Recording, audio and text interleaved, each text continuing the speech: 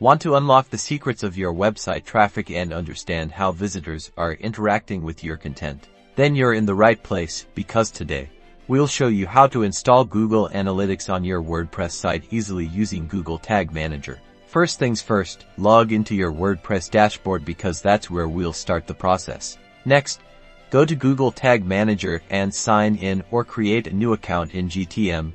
Create a new container for your website, choosing web as the target platform. You want to click on the option to create an account.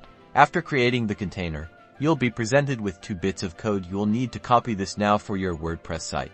Head back to your WordPress dashboard, go to Plugins and click Add New, search for Insert Headers and Footers and install and activate it. With the plugin activated, go to Settings and then Insert Headers and Footers in the header section. Paste the first code snippet from Google Tag Manager, the one that goes in the head section of your site, in the footer section. Paste the second code snippet, the one that should be placed in the body section of your website, and click Save.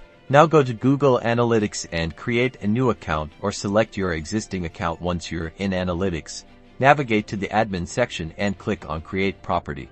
Enter your website details and create a data stream. Copy your measurement ID. Back in Google Tag Manager, go to Tags and then New, select Google Analytics GA for configuration as the tag type. Paste your measurement ID that you got from Google Analytics now. Triggered this tag to file on all pages.